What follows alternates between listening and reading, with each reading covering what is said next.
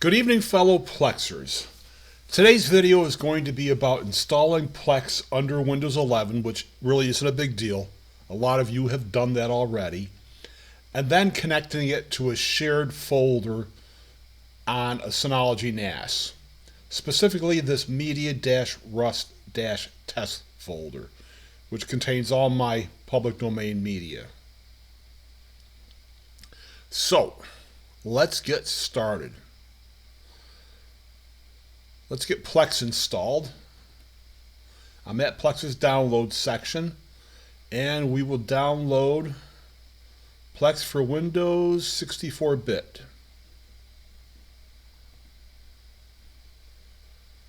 It shouldn't take too long. It's done. I'll right click. Let's see. I'll right click and click on it. Now, everyone knows who's watched my channel before that I'm a Linux user and not a Windows user. So if I feel like a fish out of water, it's going to come across on this video.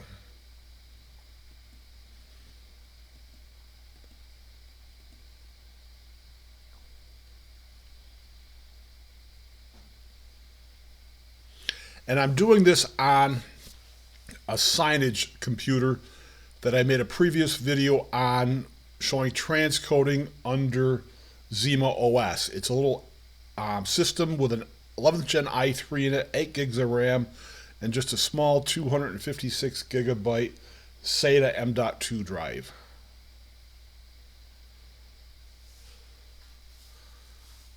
Using the same high bit rated HEVC 4K media file that I test always with, I was able to achieve 4 forced transcodes down to 720p, 4 megabits per second, before a 5th transcoded stream started buffering. Alright, so I launched the new Plex server.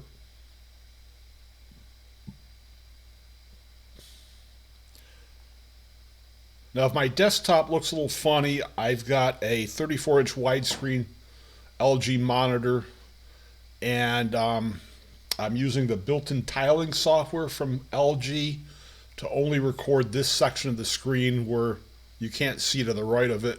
I've got a small window open over there. Okay, so we'll sign in.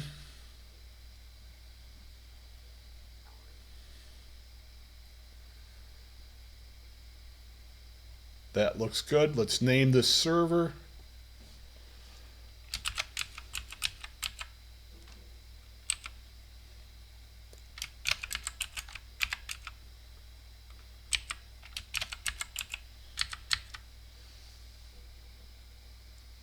And next.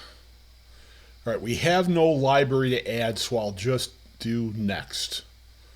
I'll be done with it. Now I have my regular server is going to pop up. We'll go to the settings, and we're into the Synology computer, and here's all my other test servers. So we'll just leave that alone for now, and now we will connect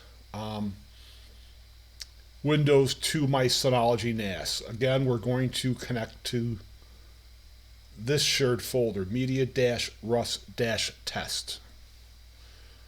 Okay, so let's bring up File Explorer, and let's right click on Network and map network drive. So I could leave it at Z, but in case I was going to add other map folders, let me start with something lower in the alphabet. Let me start with S, just for Synology NAS. And then let me bring my instructions from Google in. So I need to send this information into that dialog box. So this is just the IP address of my Synology NAS, and this is the shared media folder. And I'll put these instructions in the description of the video. And this is a test user set up for that public domain shared media folder. Don't get too excited. I made this password up on the fly, and it's not anything I've used for any other access. All right, so network, map network drive, S, folder, paste that in. Well, my instructions didn't say, yes it does, reconnect it, sign in. Check this also, connect using different credentials, and finish. So the user is Zima OS, and that's what I used for my previous video. And I'll copy and paste the password in and click remember my credentials. Let me throw this over so you see it all. So now we have this drive here with my folders.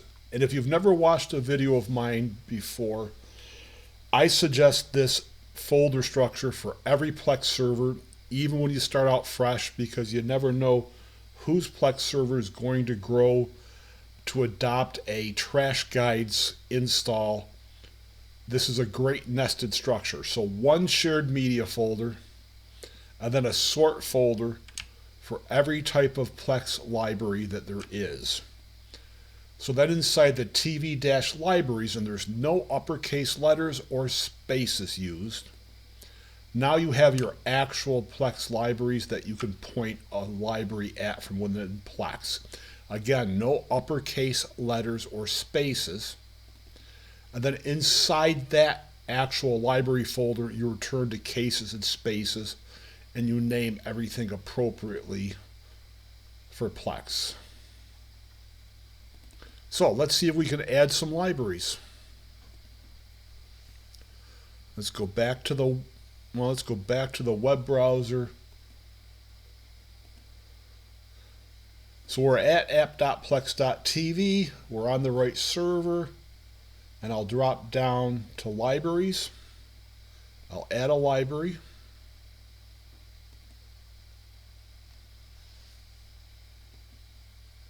And nothing's happening. Is it because I'm using Windows and not Linux? I just refreshed the browser, and now I'm adding a library. Next, browse. I see that new S drive. It's basically a virtual drive that leads to the NAS. I'll click into my movie-libraries sort folder. I'll pick the main movie library folder, click add. I always set up automatic collections right here. They're listed at TMDB, and by choosing 2, Plex won't add the collection until I have at least 2 movies from it on this server. Add library. Let's add one more. Let's do the TV show library.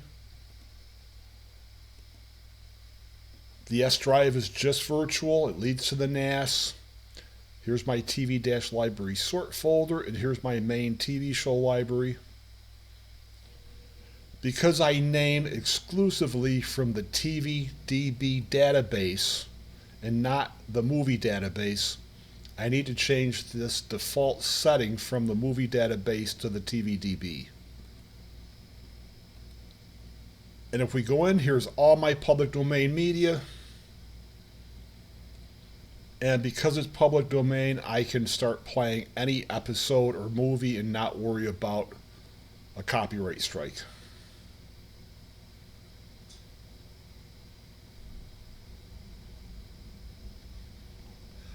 A little premature on this one. I should probably let the new server finish scanning it.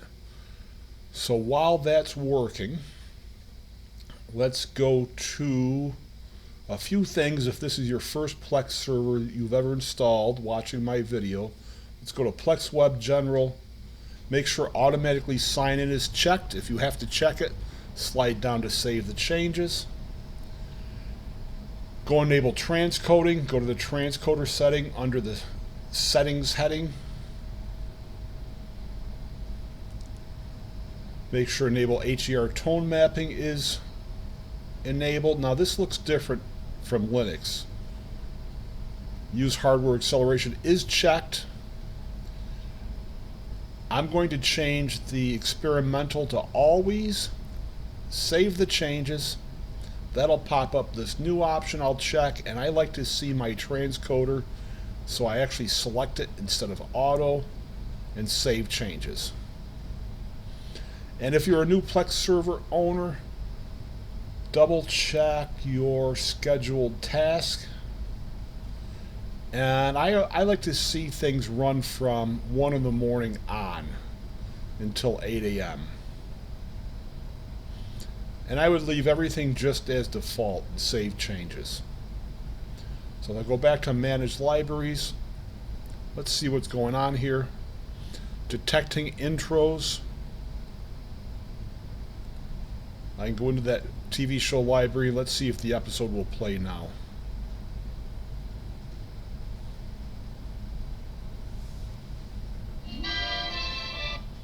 And a web browser is not a great client device anyway. So it's a pretty easy setup to connect to a NAS, and it really doesn't matter that it's a Synology NAS. All you need to do is create a user. And here's some strong advice we'll save at the end. Let me bring this back over. Unless you're running a DVR, do not create a user on your NAS that has read-write access when connecting from a Windows server. Most malware or ransomware attacks happen through a Windows connected PC. So make sure that user only has read-only access, and definitely do not use your administration account on your NAS. Create a separate user with only read-only access. That way, if your computer gets a virus, it gets some sort of bug, you can't transfer it to your NAS. And never ever reuse a password. Create something unique. And let's try this one. I just made it up quickly. Let's try this one in my favorite password checker site.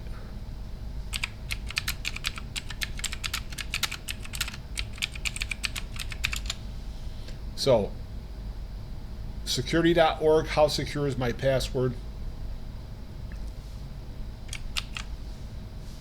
Enter. And this one I just made up quickly a few days ago is 1,000,000,000 years to crack. Always use a different password. Okay, that is it. I'll put these this information in the description of the video. I will X these out so you're not using my password that I just made up. And you'll have a Plex server connected to your NAS, and everybody will be happy. Thanks for watching, and happy Plexing.